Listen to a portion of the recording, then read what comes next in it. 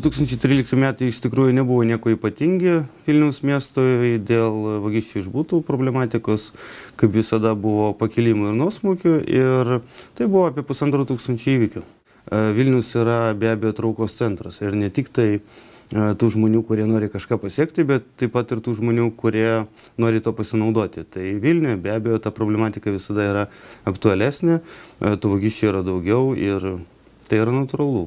Kaip ir metų laikai, taip ir paros laikai, taip ir vagysčių skaičius jis priklauso nuo to, kada nusikaltimą vykdantis asmenys jį pasirenka. Bet be abejo, ko žmonių daugiau nebūna namie, tai yra atostogų laikotarpis arba tai yra šventinis laikotarpis, tų vagysčių padidėja.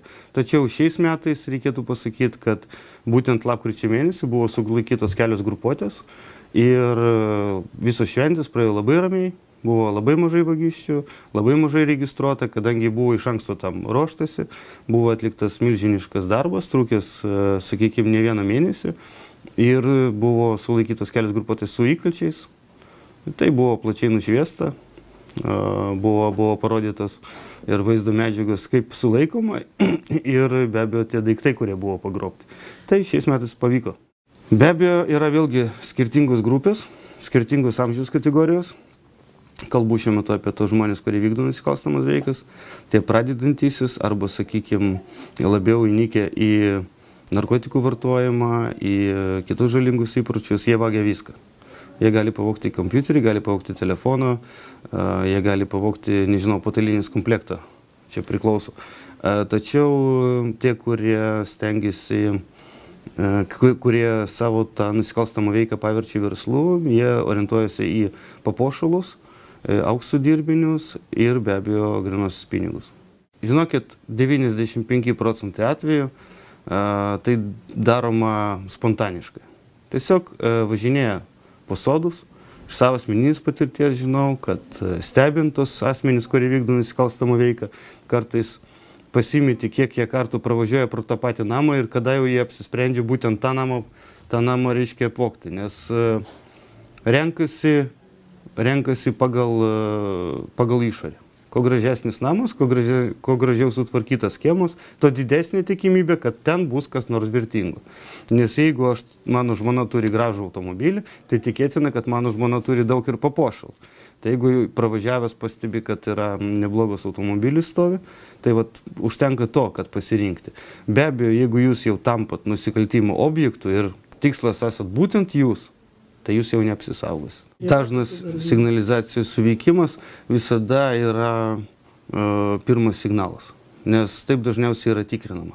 Tikrinama, per kiek atvažiuoja policijos pareigūnai, ar jos kas nors kviečia, ar kaimynai bendrauja, ar yra bendruomenė, ar išeina kaimynas pasižiūrėti į suveikimą signalizacijos, galų gale žiūri, ar atvažiuoja apsaugos tarnyba.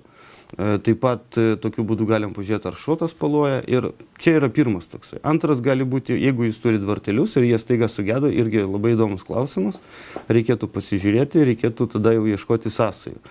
Na, labai retai būna, kad sugadinama durų spyna. Jeigu tai būtų butas, tai kartais būna, kad sugadina durų spyną, kad žmogus pakeistų naują spyną, jeigu jinai netinka išlaužimui, sakykime, atėjo, apsižiūrėjo, nori būtent apvogti tą butą, bet spynos negali atrakinti, tada ją sugadina, jinai yra pakeičiama ir tada jau dirbama. Nenorėčiau nieko nuliūdinti, tačiau jeigu jūs esat pasirinktas taikiniu, būtent jūs, tai apsisaugoti praktiškai neįmanoma, kadangi apsaugos priemonių, kurių nebūtų galima įveikti, nėra. Yra tik tai apsaugos priemonės, kurie užtrunka ilgai ir kurioje sudaro tam tikras kliūtis tam tikram laikui. Kuo didesnis laikas, kuo daugiau kliūčių bus, tuo mažesnė galimybė, kad jūs busite pasirinktas to taikiniu. Iš tikrųjų, jeigu galvoti apie tai, kur yra saugiau gyventi, privačiam name ar bute, tai 12 aukštyje, kokiam 5-6 aukšte yra saugiausia gyventi. Nes namo visada lengviau patekti ir namas yra visada didesnė tikimybė, kad bus taikiniu. Visų pirma, asmenys ir žmonės, kurie gyvena name, jie, kaip taisyklė, yra truputį aukštesnė, sakykime, socialinio statuso, galbūt jie turi didesnis atlyginimus, nes namas jis kažkiek tai yra brangesnė ir išlaikymas, ir jo įsigijimas. Todėl butas, vienintelė galimybė yra pirmo aukšto langai arba jūsų nerūpestingumas ir negražios, negeros, lengvai prieinamos durys. O namo apsaugoti tai yra jau visiškai kitokia istorija.